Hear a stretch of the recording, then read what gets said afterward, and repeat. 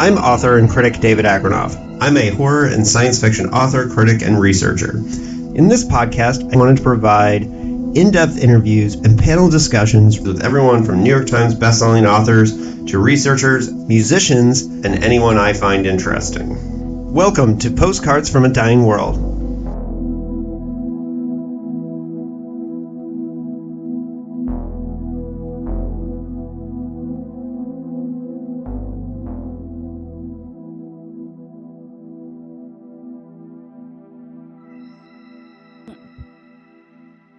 Hello and welcome to a special episode of Postcards from a Dying World. I am here with Sarah Langan, and we've just been nerding out for the last half an hour about Philip K. Dick, and eventually Sarah and I will do that in public for the Dickheads podcast. But today we are talking about her most recent novel, A Better World. Better World. Is it A Better World or Better World?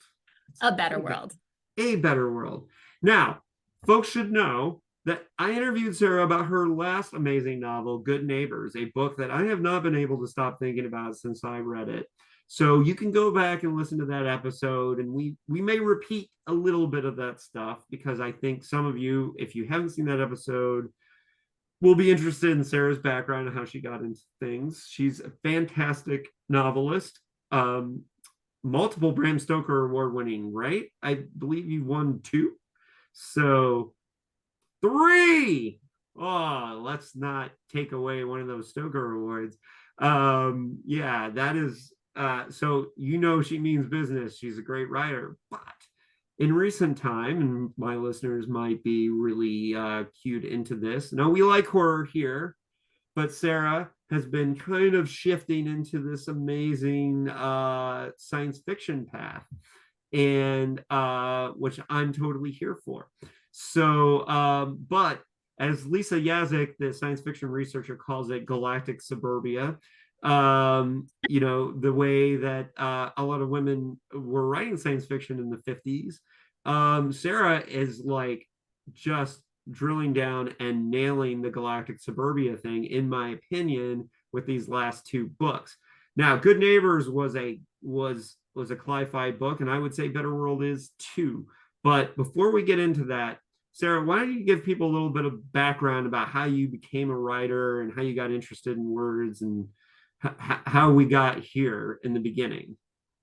I can't say exactly. I have a vivid memory of being 5 years old, my family going to Moosehead Lake, Maine.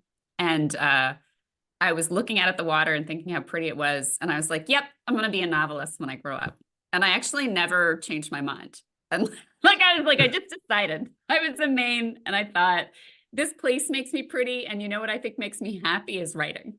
And so that was it. But then, it was a series of challenges getting there. Of course, yeah. It never happens overnight, right? No. And we had, in my family, they were all like, maybe critic, maybe doctor. I don't know we don't even know any writers. So, but they were all supportive. And I never really wrote consistently until college. I kind of just it was like this dream. I was too afraid to open up. It was like a little box I put somewhere. Yeah. I had the same thing. Like, I always wanted to be a writer, but for me, it was, I have very serious dyslexia, and I was. Oh, me too. I'm dyslexic. I'm sorry to interrupt. Awesome. Yeah, I know. And well, we can talk about that because I did a whole episode with the writer Duncan Barlow, where because we've known each other since we were kids and since teenagers, and we did a whole episode about learning to write with dyslexia. But for me, like, I was afraid to try because I thought I will never be able to get the grammar correct. I still get blasted for my grammar sometimes, but maybe even today. But I was afraid to start. Did you have that feeling of that you had these things to overcome, or where did the dyslexia get involved then? That's interesting. My parents sent me to Catholic school, and I was a lefty, and I couldn't get my letters straight. So the teacher used to make me stand in front of the class and say, Sarah's stupid.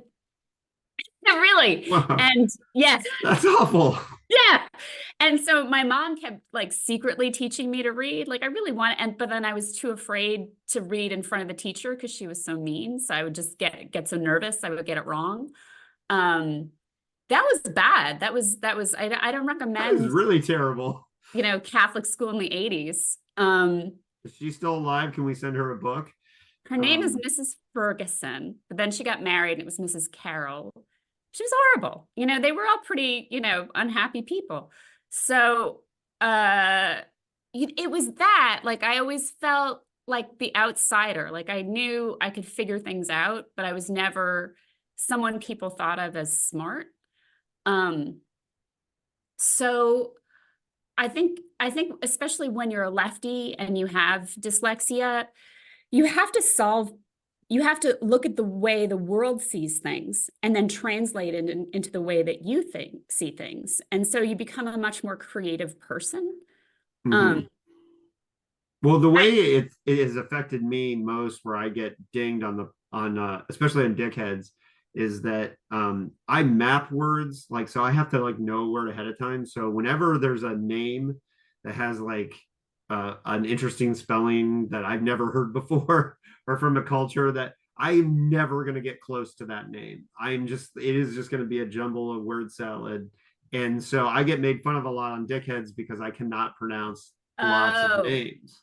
I wouldn't even try that. I've never even tried. I just look at a name and I'm like, the one that begins with ST. Yeah. I'm not gonna do it.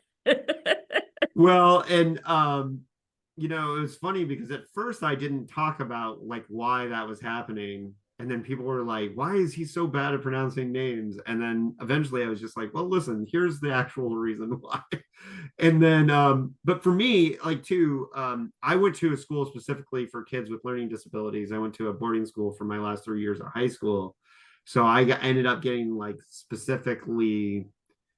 I ended up with teachers that were like specifically studying learning disabilities and things like that. And man, I saw the difference between like all those other years of education, right? Right.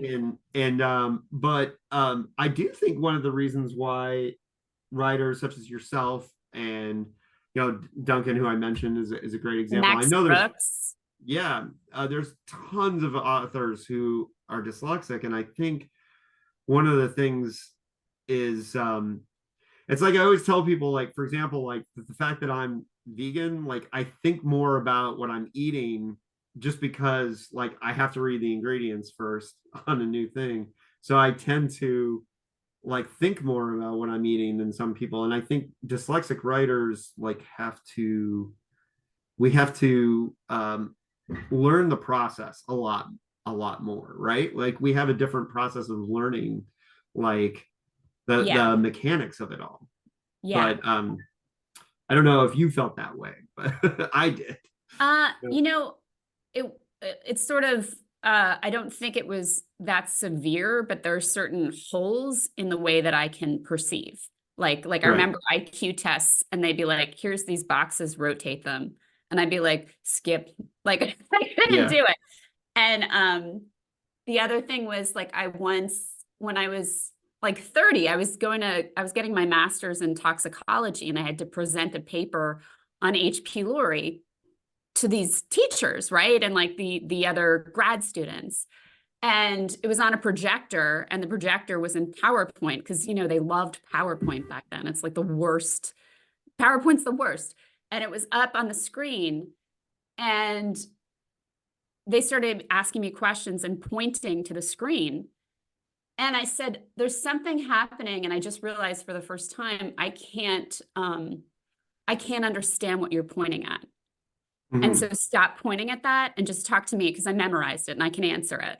But stop trying to and I don't understand. I don't know why I couldn't do that. I'd written the presentation. So why couldn't I see what they were pointing at? That was my presentation. And I couldn't. I still don't. Somebody told me it's dysgraphia. So I have dyslexia. I don't know. there's a lot of different. Oh, I have the triple crown. I have dyslexia, dysgraphia, and dyscalculia. So, which is what, I can't do numbers either. Like I'm bad at math. But yeah. So, dyscalculia might be something you have. I became more aware of these things specifically because I went to a school for this, and because of that, like I think more about it. But regardless, so it sounds like you pursued other like practical things while still working on your writing, right? And eventually you broke through, and was it um your first horror novel was the Keeper, right? Or Yeah. yeah. And so, and to great success.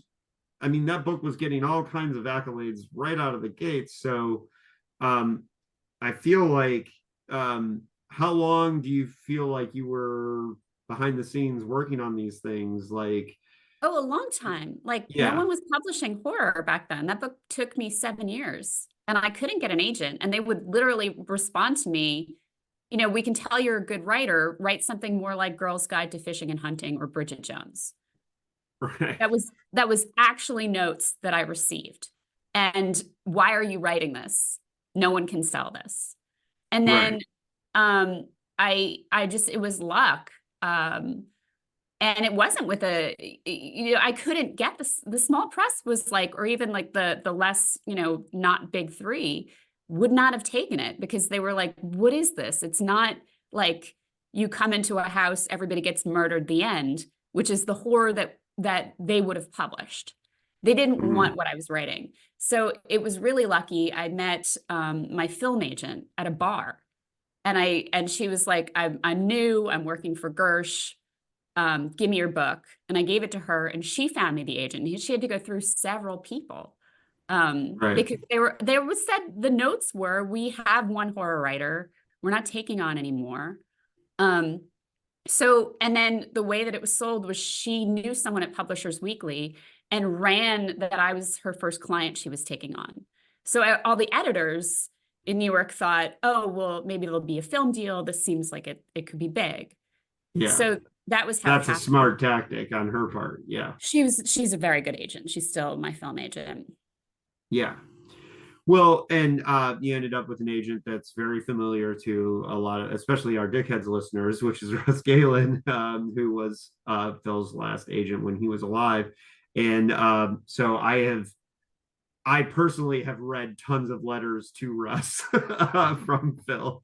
So and quoted a couple of them in Unfinished PKD coming up. So that is cool, and I think a lot of my listeners would think that's neat. But so you got that agent and you got rolling, and it took a little while. I'm still sure. So you said 7 years that process of that book, right? Yeah. And Russ is not my agent anymore. Stacia Decker is my agent. Oh, I'm sorry. I'm sorry. That's okay. It's a bad faux pas, but you did work with him, so that's cool. I did, yeah.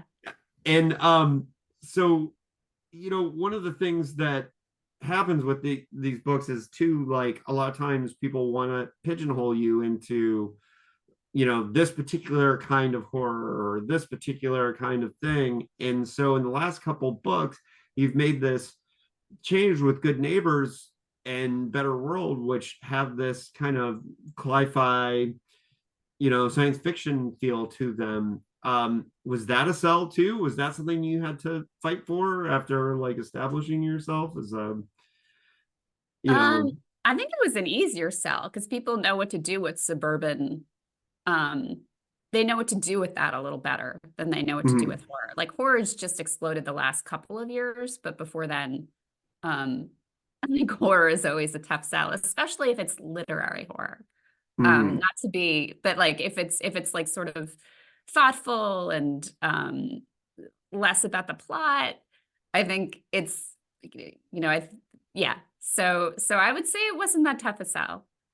Yeah. And so for folks who did not listen to the episode that we did about Good Neighbors and Good Neighbors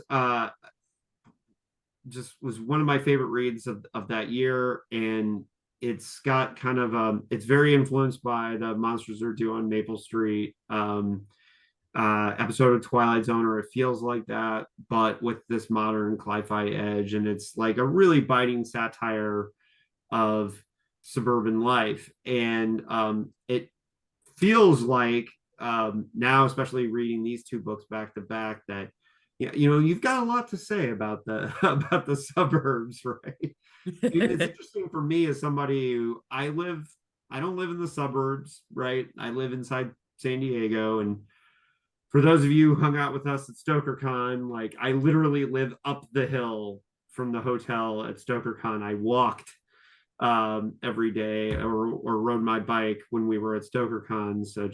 So I don't live in the suburbs, right?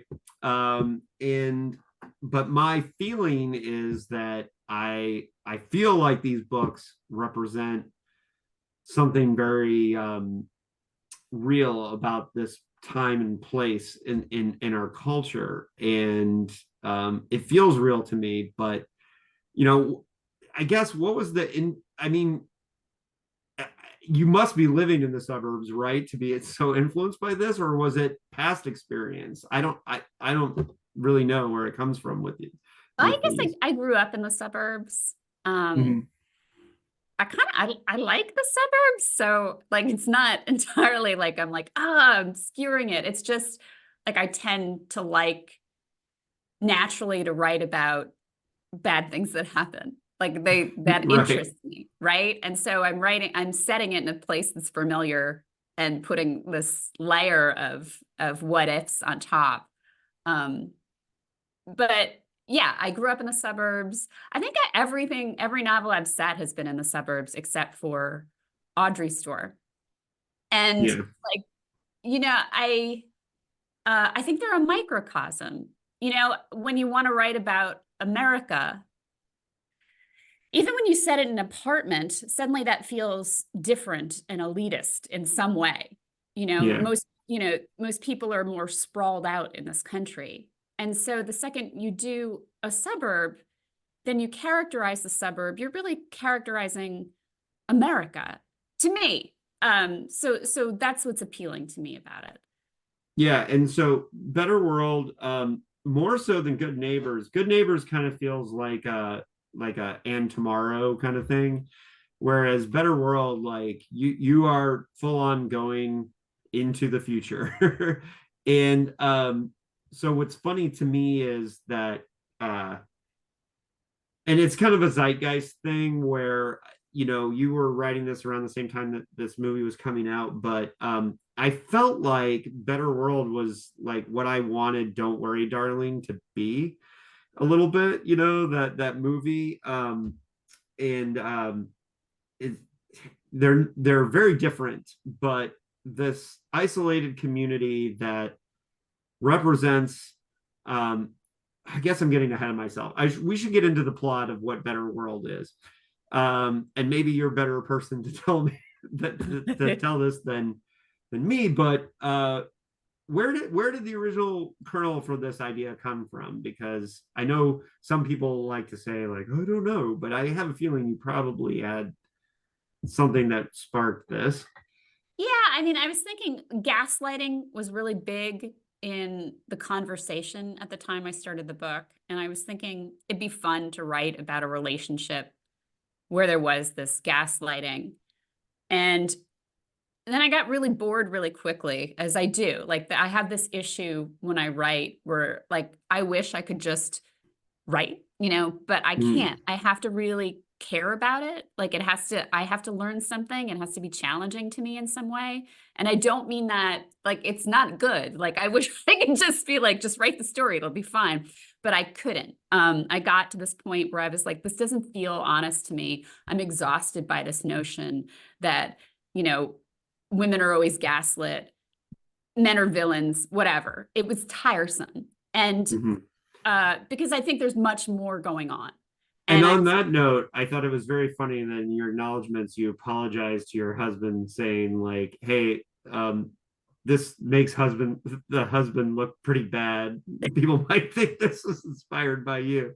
And which I thought was very funny, because as writers, I think we think all the time, like I constantly like I worry about characters looking like certain friends or people, and being like, I gotta make sure this doesn't look like so and so, right? And so, but it being about gaslighting in a way that the relationship between Linda and her husband is very foundational to this story. But I guess I didn't imagine that's where it started, but that's interesting. That's really Well, so then I thought, well, what is a gaslight? It's a culture. right. And the more I thought about the culture and where we're headed as a species, then I thought, well, sort of capitalism is a gaslight, right? And the idea of money is a gaslight. It's like all of your value comes from what you have. And we perceive people that way. So you have this falling apart world, and this family thinks they'll be safe in a company town. And as soon as they move in, they have to follow all of the rules in order to stay safe. And it's like, well, what happens if you break the rules? And how dangerous is it to break the rules?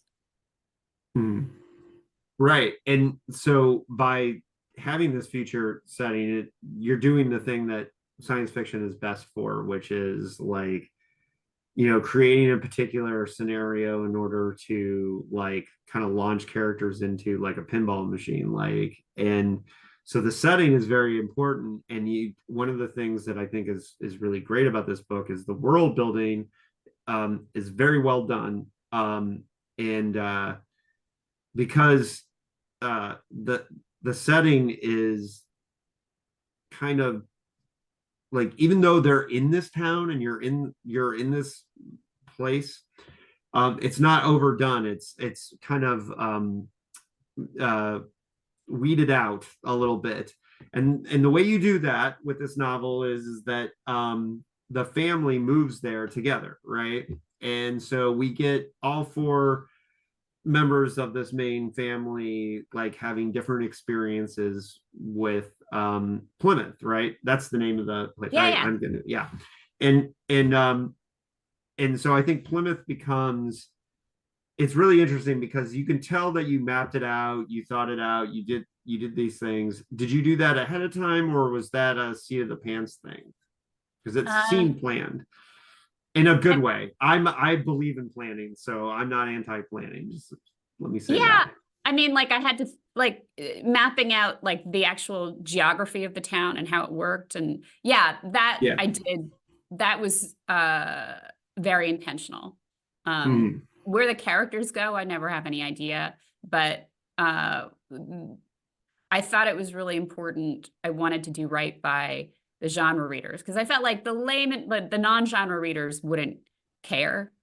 Yeah. But I wanted to do it in such a way that I was like, yeah, I know some of you are actual genre readers, and you need this detail. Like, where's the bathroom in the bomb shelter? You need to know it. And so I was trying to cover that stuff too. Well, and there are two ways to do that. You can, I mean, like, there's a very famous thing, and I'll use a Philip K. Dick example. He pulled Martian Time Slip from Ace Books because Don Wollheim wanted him to set it. He said it in 1994, and Don Wollheim said, "There's no way we'll have a colony on Mars by 1994. You got to set it in 2094." And Phil said, "Not in my 1994." Right? Yeah. And he was like, he was insistent about it. He pulled it from the publisher and went with somebody else because he didn't want to set it another 100 years in the future. Well, because it changes everything, because you have to then you have to go Asimov, like what's 100 years from now? People are different, interactions are different. If you're trying to make it about, whatever, I totally get that. Well, and the same thing with Scanner Darkly. He Judy Del Rey was like, people are talking like the 60s, and he's like, well, it is about the 60s, right? Yeah, right. Yeah. It's a metaphor, obviously. Yeah, and so with Better World, like, I do think at the same time, this is a metaphor in many ways for what we've got going on today. Yeah, right? I had originally had them speak differently in A Better World. The entire language was different. And I was like, this is just going to piss people off and be distracting. And especially because it's really about now. So I took it out. Right. Yeah. Which I think is a smart choice. But and so before we get, I mean, we can get a little spoilery later, but at this point, I want to just kind of focus on like the setup of it. And I hope I've sold people on this already, but it also has a little bit of a Stepford Wives feel to it because of this intentional community, and then they have these certain rules, and there's also this delightful little Wicker Man thing to it too, because they've got like their rituals and their things that they're doing. And that's all great and important stuff, but you grounded it a little bit by having this idea of the great unwinding. And I focused on one of the things that I thought was brilliant about the way you did the world building is you basically imply that, yeah, we know it all kind of fell apart, but it was kind of gradual, and it was this kind of thing of like we just kind of stopped talking about it. And I don't know the exact wording on it, but I remember reading, I think I got it. A lot of people stopped making sense too. They were angry and mad and sad all the time. They were indignant all overall, they were just lost. I think I might have transcribed that wrong. I'm sorry about that. But basically the idea You had me worried. I was like, man, I needed a better copy edit. It's written like that. Yeah, it was my bad. I was well, because I'm reading it at an angle. Here, let me do a better job. A lot of people stopped making sense too. They were angry and mad and sad all the time. They were indignant all over everything they lost, or overall they lost. Overall they lost. And that anger, I think, is something that like I look at it for young people now, and I think to myself, well, I got to live the majority of my life before the heat waves started getting really terrible and things got really, really bad. But I feel angry for young people that like they're having to deal with this world that we're handing them. And one of the things I liked about it was subtle in the world building, but it expressed feelings that I feel very deeply for the next generation. And I just thought that was great. I don't know if you have anything you want to add to that. But so the main character, they've got kids, and the kids have to live in this world that they didn't fix. Yeah.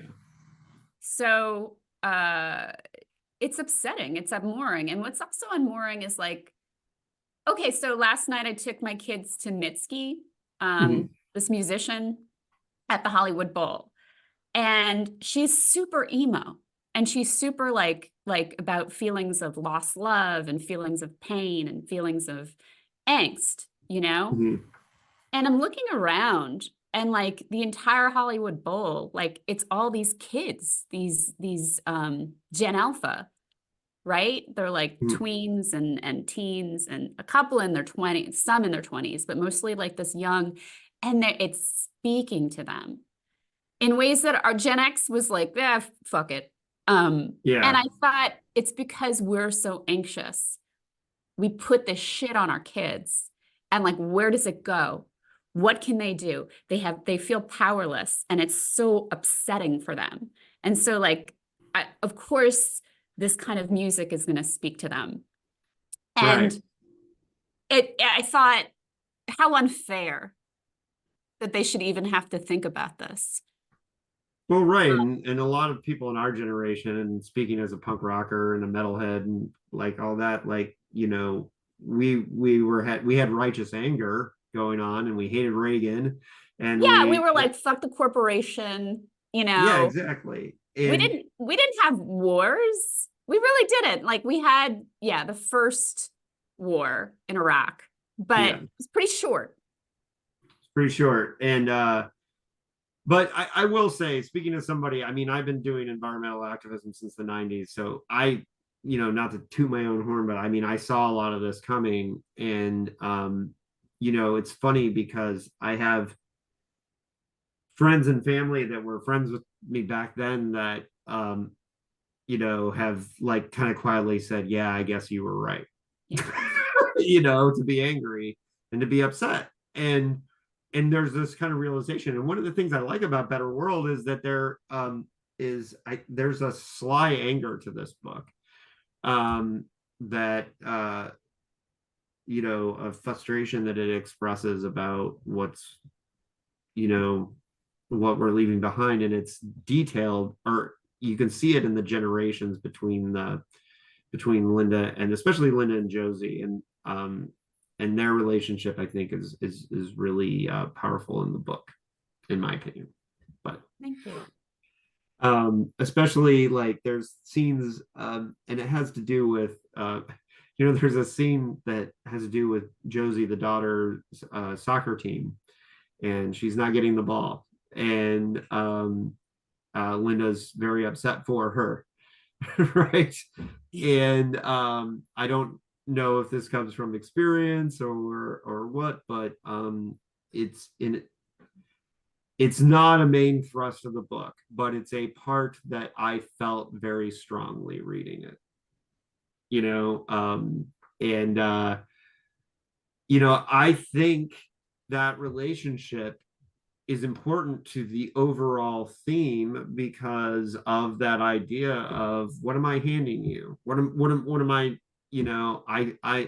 I have so many emotions tied into what's happening to my kid. And then it makes the parts where they're dealing with the kind of global issue of the book more powerful, in my opinion. Thanks. Yeah, I mean, like, it's this question of, like, as a parent, you're told that you're supposed to do anything for your kid, right? Yeah. But that includes making the world worse just for them. Yeah. And so, like, what our culture tells us again and again is make the choice that keeps them in tutoring in the good college. Even if, like, a tree is on fire somewhere and you don't extinguish it because you're in a rush to get to tutoring. I know it's a weird, like, maybe that's not a great analogy, but I think like it's the logical extrapolation of what the world looks like if you keep doing that. And no one says, you know what, I think I'm hurting my kid by doing this. I think I'm hurting things. I think these safe, endlessly safe, frightened decisions are bad. And I think there's a lack of adulthood in these decisions. Like, I think most of the people in Plymouth Valley, they're just not adults. They're drunks, but they're not adults. Yeah. Right. And so what was it about the ritual that, so one of the things about Plymouth Valley is that it's this intentional community because of, it's almost like there are these enclaves that are kind of forced to exist. They're like little shelters from like how terrible everything else has gotten in the world. At least that's the way I interpreted it. And so one of the things about life, in order to make sure that people are following the rules and all that, part of it is the rituals, or at least that's where it felt like to me. What were you thinking about when you kind of developed this kind of pagan like ritual like thing going on in life in Plymouth Valley? Because it's an interesting concept for it, and I didn't see it coming. I think we have, it's a mirror, right? Like we currently have all kinds of pagan rituals that we adhere to, and then we just say we don't really believe it. We just do it for fun, right? So I have this idea of corporate loyalty branding, where they have festivals every few months and different things that happen in the festivals. But like the longer people do it, the more they believe it's real, and the more that it's like, is there really a blood sacrifice that happens with this? It's just for fun. It's just for fun, but. I think when you look at these corporations or look at gun laws, it's like because our politicians are taking money from the lobbies, our kids are getting killed. So we are offering our children up for money, right? And again, you look at OxyContin, you look at, I think, like, I made a little, like, some of the drug has high THC value in the, or THC content in the book. And I think it's because we haven't, we took a lot of money to legalize marijuana, but we have no idea what the long-term effects of these high THC content. Everyone I know, like, in every podcast, I was listening to, like, this, I'm babbling, but I was listening the other day to a podcast where Seth Rogen and his wife were like, we're really worried because, we have Alzheimer's in our family. So we're doing everything we can. We're sleeping, we're vegetarian, we're not drinking alcohol. We don't do like, it was like, we do everything right. And then obviously we smoke pot every day because that helps us and we'll sleep better. And I was like, freaking LA, Yeah. Like, come on, you have no idea what that stuff does to your brain. That's what you're doing, Right. I think that'd be the first thing I would cut out if I had, dementia issues in my family. Well, it acts on the brain. That's more than alcohol. That's what it does. It passes the blood-brain barrier, it gets in there, and it keeps things from transmitting. Well, as a 30-year straight edger, I have no idea what it does to the brain, but it's funny because, like, I play basketball a lot around San Diego, and I have some regular runs I'm in, and there are these guys that they always smoke a ton of weed right before they hoop. And I'm always like, he can't and I've said to him before, like, doesn't that, like, slow you down? They're like, no, man, it's better. And I'm always like, I cannot believe, but there is one guy in that crew who always smokes who's very good at basketball. And he's the only argument for it, in my opinion. But I want to get to one part of this book that is, to me, the funniest part of the book. And I hate to spoil it for people, but it's just I have to talk to you about a moment that I thought was absolutely hilarious, where Linda brings another family donuts. And oh, that's not a spoiler. Yeah, she's excoriating. But see, I had the experience of just, like, cracking up. I was reading this on the I was actually going to basketball, and I was on the bus, and I was reading this part about the donuts, and it cracked me up. So she brings donuts to this family, and they're like, excuse me, when you visit, you bring sourdough, you don't bring donuts. And it seems like for tourists, because who wants that much sugar in their bodies? And meanwhile, they're just all drunk all the time. Right. And I just found this scene to be hilarious. And I highlight this not just because I wanted to talk about it because I thought it was funny, but because the book has all kinds of really hilarious satire here and there mixed in with very heavy and powerful themes. So it's a very entertaining book. And those are one of the things that I think highlights, like, some of the parts, because I think that at many moments of this book, you're obviously taking the piss out of, like, some of these experiences that you've had living in the suburbs. And just kudos. Great scene. I don't know if you were really given shit for giving somebody donuts, but it felt real. It felt like a very funny moment that I greatly enjoyed. Well, when I moved from Brooklyn to LA, in Brooklyn, it was like people were just happy if you brought anything. And, like, it was just so scrappy. And I got to LA and it was like, we're fasting. Like, Yeah. a lot of we're fasting, or I don't know. Just right. Well, yeah. We're so high right now also. Right. And so, and I bring up the acknowledgments again. I'm a person that always reads the acknowledgments because, as a writer, like, I find it interesting to see, like, if somebody gives a, like, clue or a hint on things. And you told a kind of funny story about, like, walking in the house frustrated and, like, giving your husband, like, dirty looks while you were, like, trying to figure out parts of it, and, like, how patient he was with you. And so I was then interested, what were the biggest struggles in writing this book? And then we can talk about the things where you felt like you were most in the zone. But first, like, what were the biggest struggles on this one? Because every book's going to have those moments usually where you're like, oh shit, this isn't working, or I had to work really hard to get this particular part right.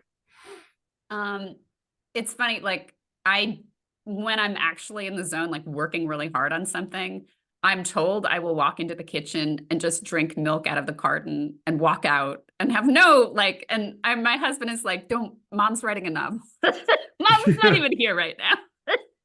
Like, right. So that's what that was. But with like 1,000-yard stare, like I don't even see what's in the room.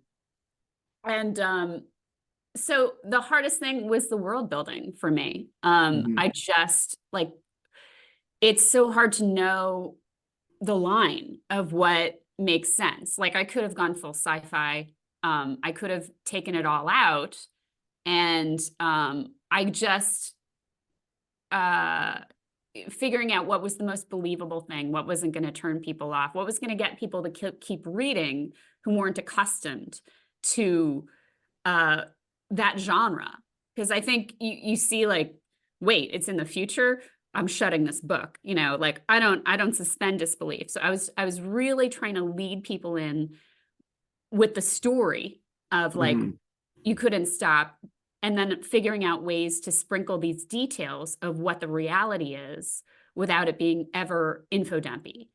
And I think that was the hardest part. And then there was this dinner out that was really hard because it's when Linda is trying to get the family accepted, and it's really scary because it looks like they might be forced to leave because no one likes them. And so she's got to go hang out with these leaders, these women who lead the town.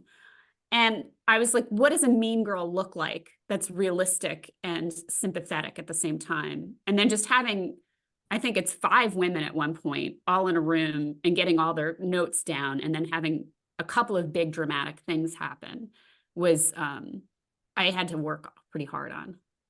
Yeah, and that scene is very effective, and because I think you can really feel the tension, and a novel, you need to be able to put yourself in the character's shoes for it to work in any way, shape, or form, and I think you really feel that. Another part of the story that I think hit the son, his like really like jumping in with both feet to like the town. It's another thing where you just really feel like Linda's like frustration, at like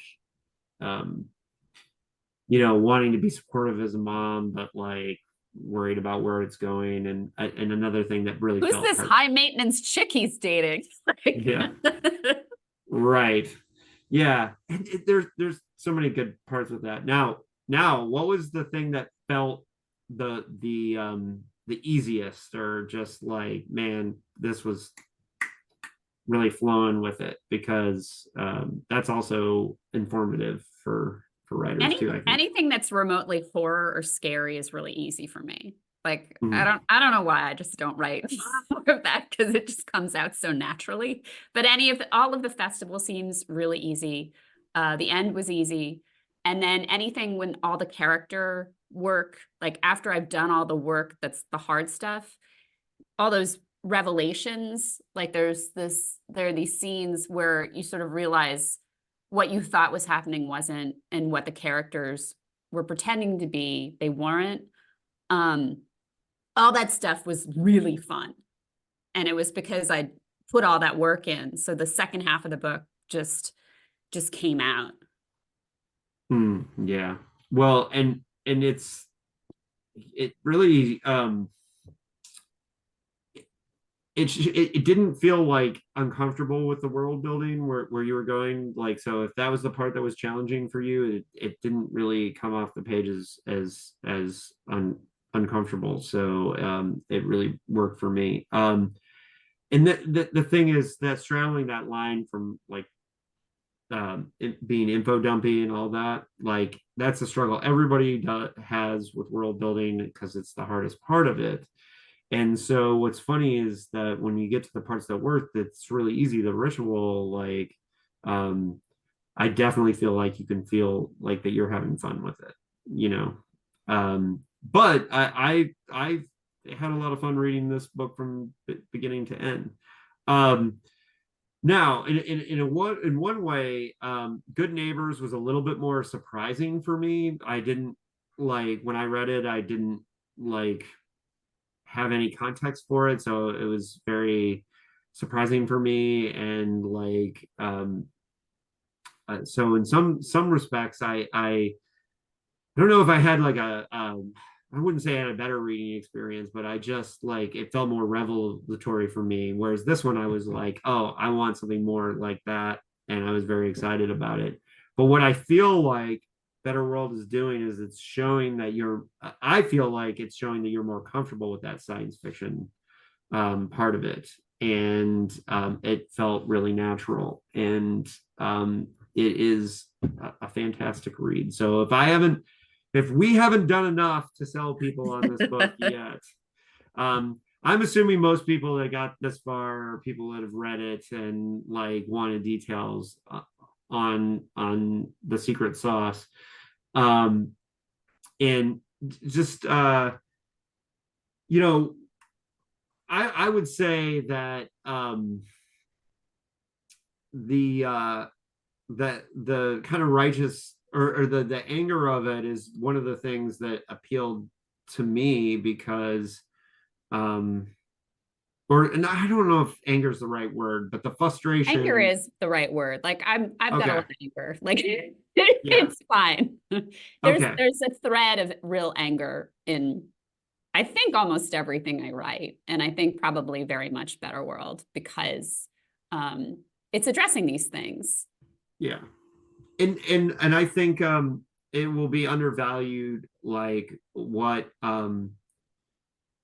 it may get undervalued, but I feel that one of the things that makes this book is that you're writing from like kind of a Gen X perspective, but the importance of all members of the family to the part of the story is really, really good. But speaking as from our generation who kind of fucked up a lot of things, this novel really spoke to me as kind of like acknowledging that. And that is one of the things that I loved about it. And I hope people will catch when they read it. It's a lot of fun. It's a fun book, but and it's one that has multitudes and themes that astute readers will catch. And so for that reason, I just think it is definitely up there for one of my best reads of the year. And I haven't started ranking everything, but Better World is up there and very fantastic. So is there any hints or clues you want to give us on where Sarah Langan is going next? I'm working on the next book, but I think I'm feeling like protective about it. Maybe just because I'm working on it right now.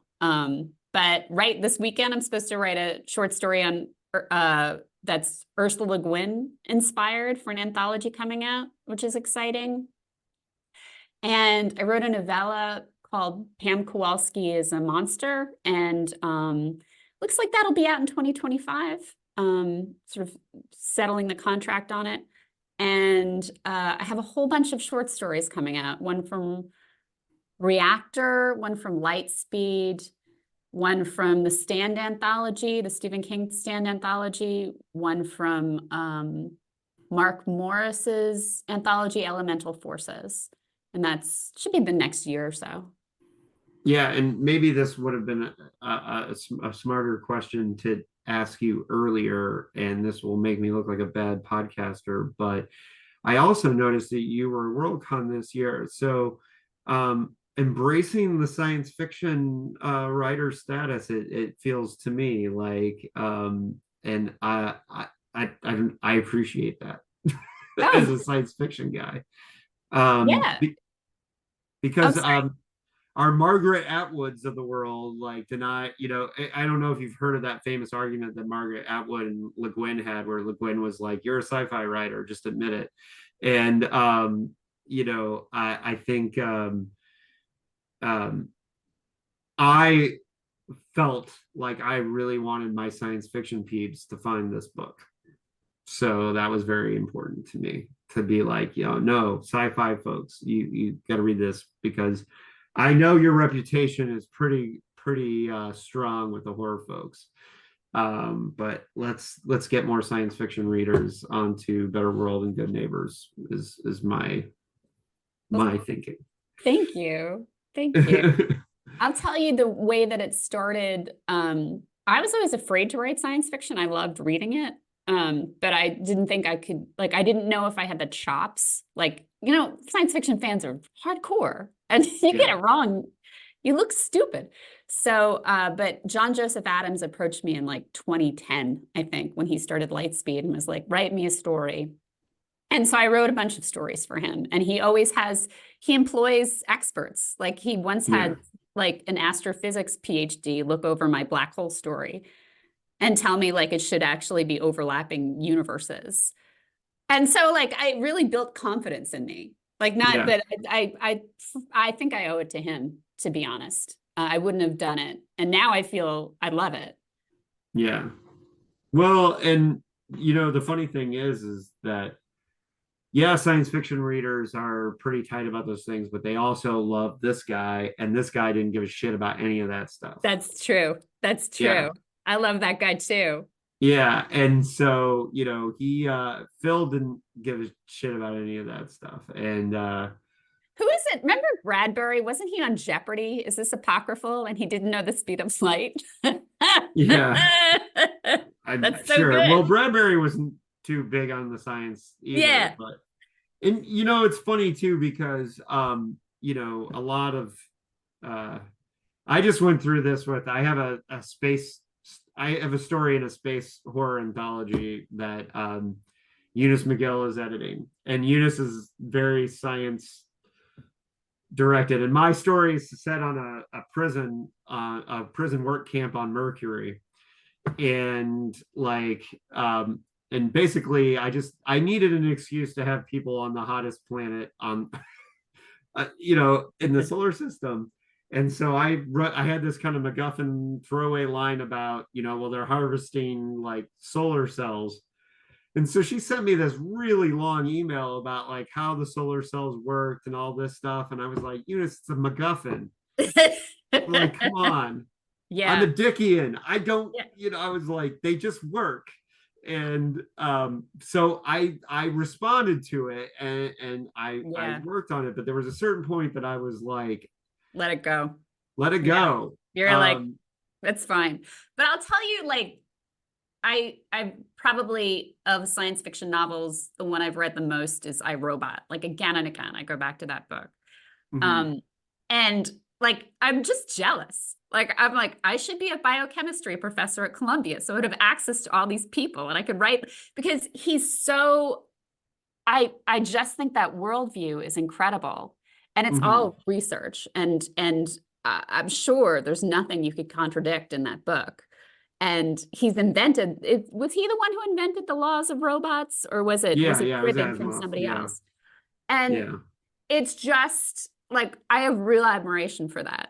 Like, if I could do that, I would, but I don't know the tech that well. Well, there's pluses and minuses. Greg Benford's Blood Music, the fact that he's a physicist, like, makes it what it is. But I also like that Barry Malzberg, doesn't know fucking shit about anything, and is just writing like surreal, weird, like horny sci-fi. And same with like, I was just reading Catherine Lucille Moore's letters to Lovecraft and last month, and like it's funny because one of the letters, like, Lovecraft was like telling her, like, you got to write more serious science fiction and like less like monsters and Mars and stuff like that. And she was like, you know what, that's cool that you think that I shouldn't be writing that stuff. But one, I'm not kicking money out of out of my bank account, and two, like I enjoy writing that stuff. So thank you very much for your opinion. And but she was, I don't know if you're familiar with CL Moore, but she was a boss. No. Yeah. Well, and that's one of my projects now because she's from my home state of Indiana, and she was writing weird fiction in the 1930s, and she wrote this amazing vampire story that's a classic called Shambleau in the 30s, and it was like a lightning bolt to the Weird Tales community because and it's like weird tentacle sex and Medusas and vampires and stuff all on Mars. And so there's a book that collects all of her letters between her and Lovecraft because they wrote each other a ton of times, and it's fascinating. Now some of it's a little boring, but yeah, C.L. Moore is one of my new obsessions because she's from Indiana. But I shall have you know that the big project, and this is for the listeners, they've heard me talk about this a couple times, but I'll bring it up again, is that when she was writing these letters to Lovecraft and when she was sending all these stories to Weird Tales, she worked at a bank in Indianapolis, the Fletcher Trust building. It is now a Hilton Hotel. The mail slot, where the whole lobby is in its original 30s design. They maintained all that. The mail slot that she sent all of her stories to Weird Tales in and all her letters to Lovecraft is still there. And I am working on getting a plaque put up there. Oh, I love that. To honor Catherine Lucille Moore. But she married Henry Kuttner, and they had until he died, they had a career writing mostly together, and some of their pen names they wrote, Mimsy Were the Borough Groves, which is like one of the most famous science fiction stories of the 1940s, under the name Lewis Paget, and as a married couple team. And they would report that they didn't know when one writer stopped and the other started because they would just take turns at the typewriter.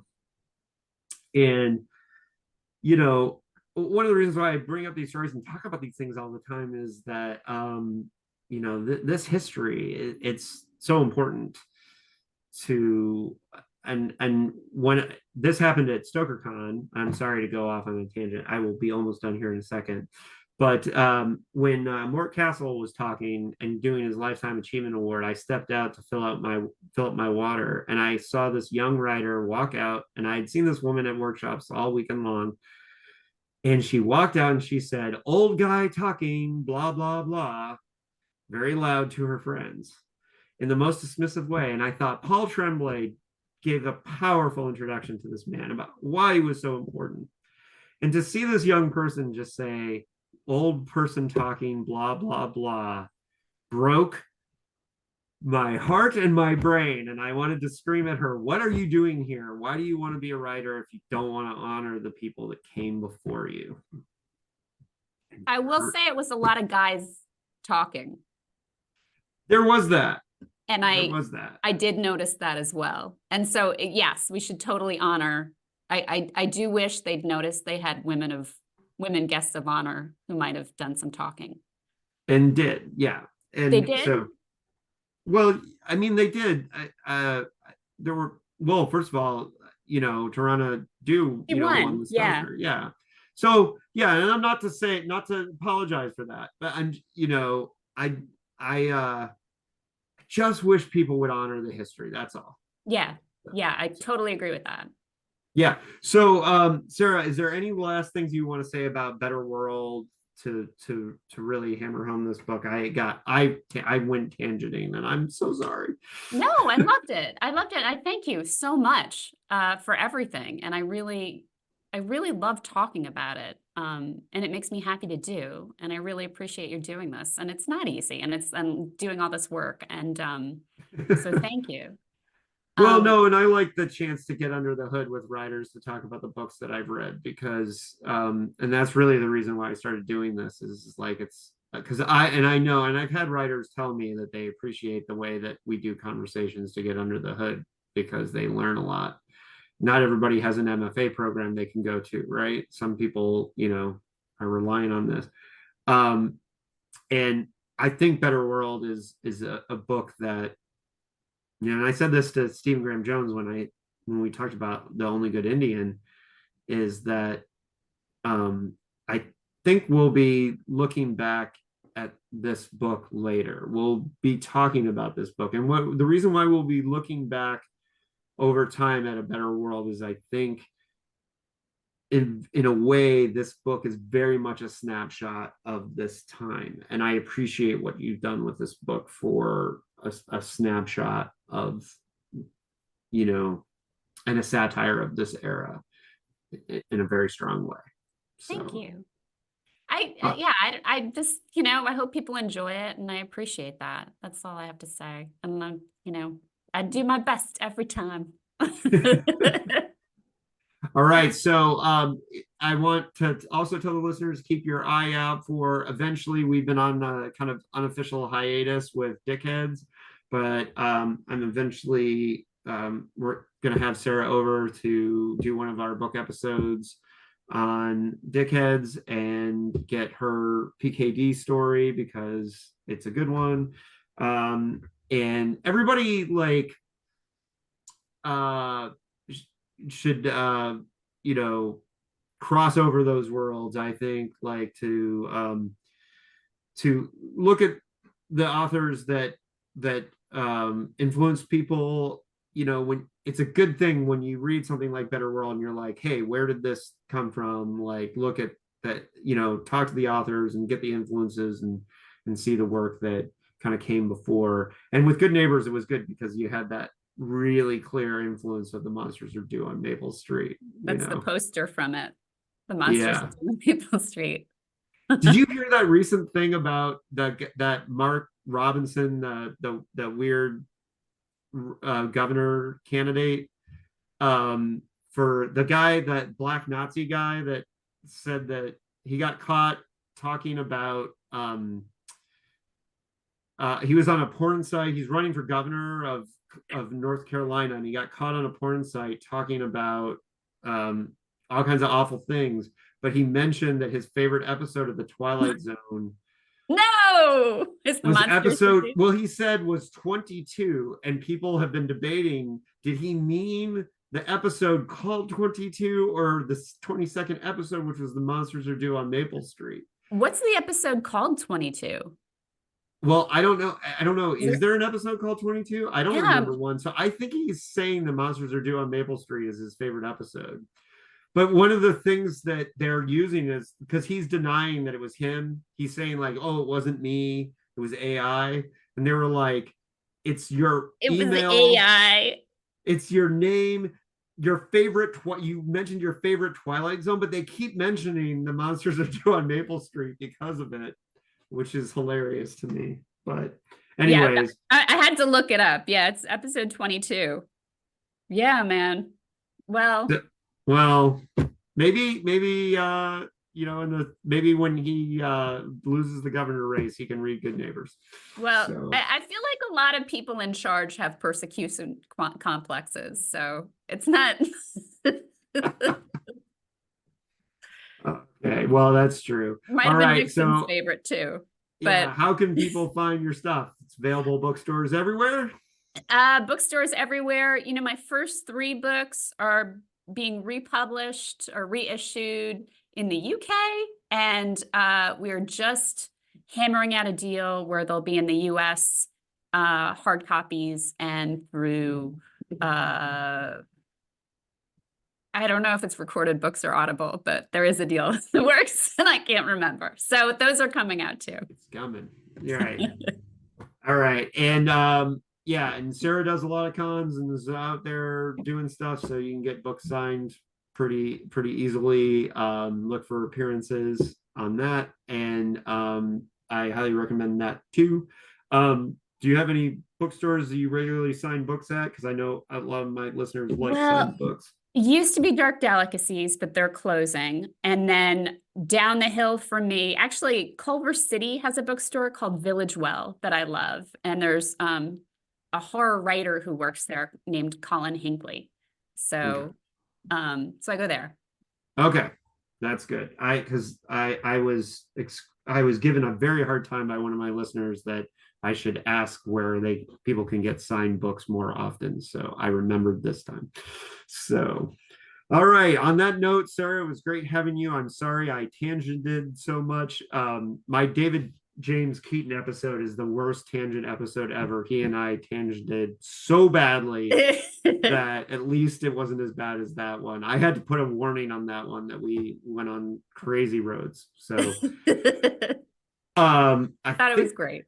Yeah, and I'm terrible at ending too. So on that note, everyone, we'll see you next time. I believe the next episode on the podcast feed will be the Science Fiction Hall of Fame series episode on Arena by Frederick Brown, which became a Star Trek episode. But we're covering the story from the 1940s, Arena. And so that should be next. So see you guys next time, and thanks for listening. Thank you.